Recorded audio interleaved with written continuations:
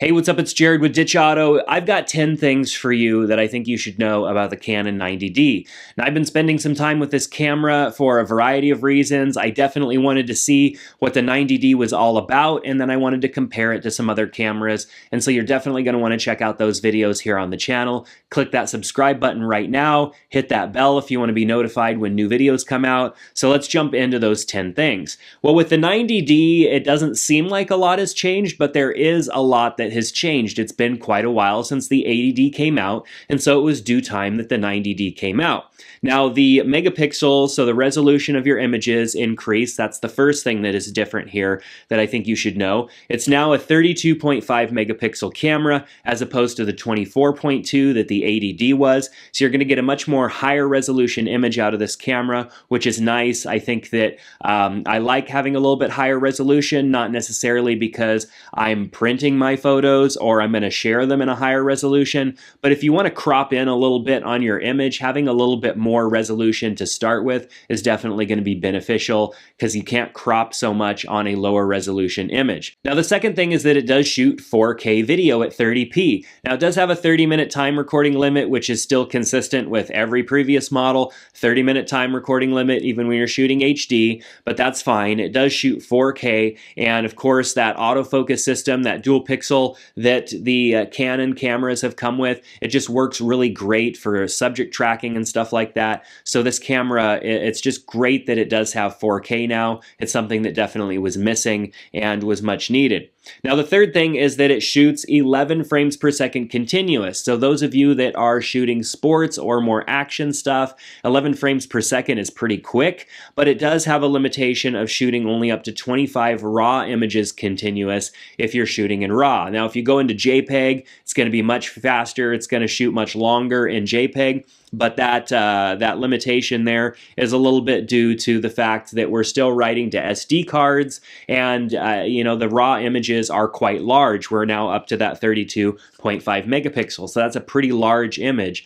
And so if you are going to be shooting continuous, I highly recommend that you go with a higher speed SD card. I'll link to the ones that I use down below. They're from Lexar. They're great SD cards, and they're really fast. And sometimes I shoot with SanDisk as well. I'll link to both of those so you can compare the pricing and see which one you might like better. Now, the fourth thing is that this camera has a higher native ISO, and the ISO being higher is great because the native ISO rating means that you're going to be able to shoot in lower light situations. The low light has improved substantially on this camera, and that's great because mirrorless cameras are eating DSLR's lunch when it comes to low light performance.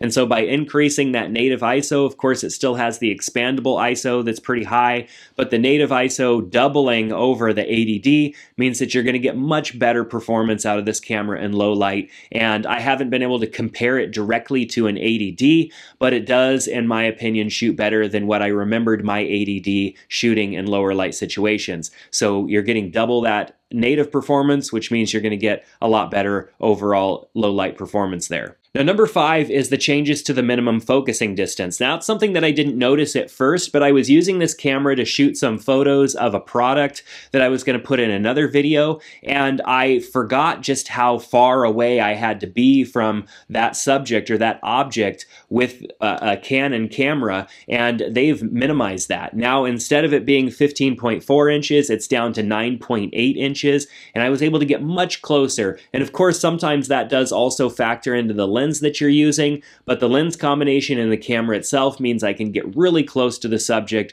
which is great. So if you're shooting small objects, maybe you're a wedding photographer and you want to shoot those ring shots and stuff like that, back in the day with the 80D and earlier models, you had to be pretty far away from that object, which means it would be small in your shot. The closer you can get to something, the bigger it appears. So that change to the minimum focusing distance is going to be great for all of you that shoot more detail type of shots. Now, I briefly talked about the ISO sensitivity improvements and the low light there, but the autofocus sensitivity has also improved substantially in this camera over the 80D and previous models.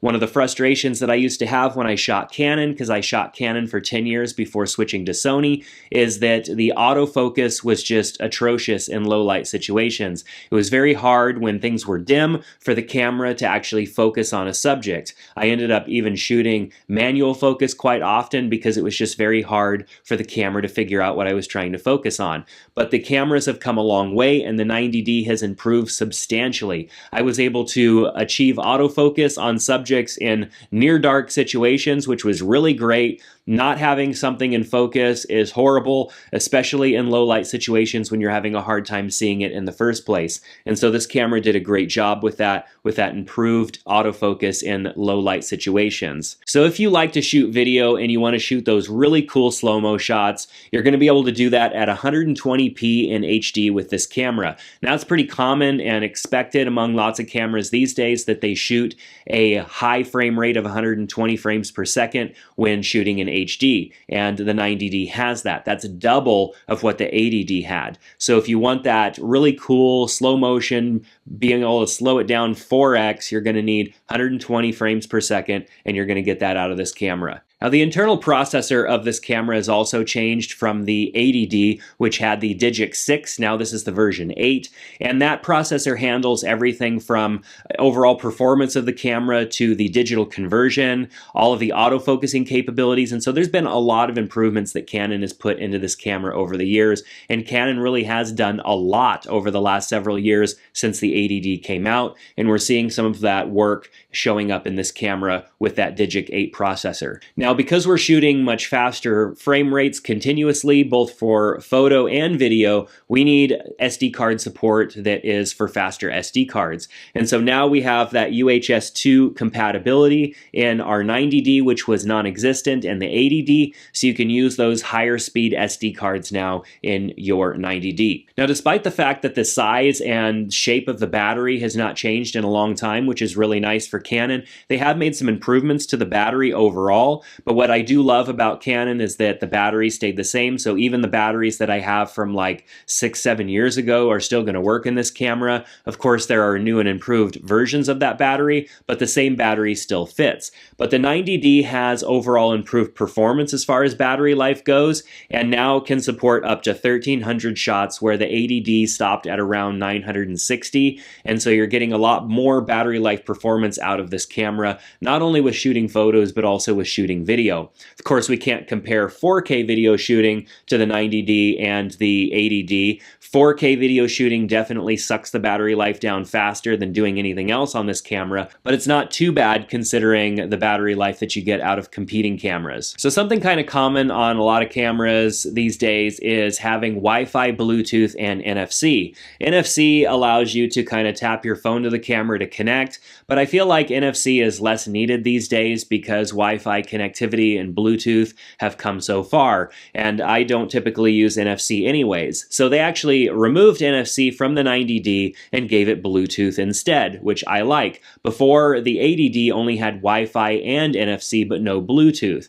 Now, the reason that you would want Bluetooth is so that you can connect it to your phone with the Canon app, and when you shoot photos, it can pull in the GPS information that your phone is collecting right into the photo so that you have that written to the photo's data. And there are other things that you can control too with the phone and your camera maintaining that Bluetooth connection. Having Wi-Fi, of course, is still the same. You can connect your camera to your phone so you can transfer images and actually control the camera as well. But having that Bluetooth connection makes the process all that much faster, and I think way more convenient than having NFC. So I don't mind that trade out there, but this camera does have Bluetooth now, where the last version did not. So like with any camera, if you haven't purchased this yet, I recommend that you give it a try before you buy it. Now at Lens Pro To Go, you can use the coupon code Jerad, which is my first name, just J-E-R-A-D, and save 15% off of your first rental. Now they actually don't pay me to say that. I just utilize Lens Pro To Go so much that they gave me a coupon code to offer to everybody.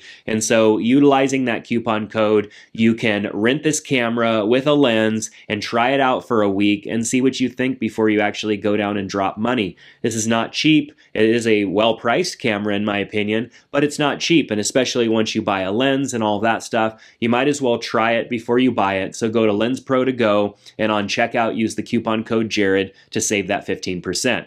But that's going to do it for this video. I hope these 10 things helped you understand this camera a little bit better, and maybe what some of the differences were over it and the 80D. And so if it helped, let me know what your thoughts are down in the comment section below. I've got links in the description to the camera, to this lens, the SD cards that I use, and all that good stuff. And so some of those links, of course, if you click those and make a purchase, help support the channel here. So I highly appreciate that. It helps keep me filming and keeps things going over here. And of course, if you go over to Lens Pro to Go, use that coupon code, because at least it lets them know that you're watching my videos, and that's good stuff as well. So subscribe to the channel here, and also join our Facebook group. Our Facebook group is a group of photographers like you and me that love to talk photography, share photos, and we have monthly photo challenges in there as well. So you're going to want to come in and join us. The link to that is down in the description. But that's going to do it for today. I hope to see you back in the next video. Take care.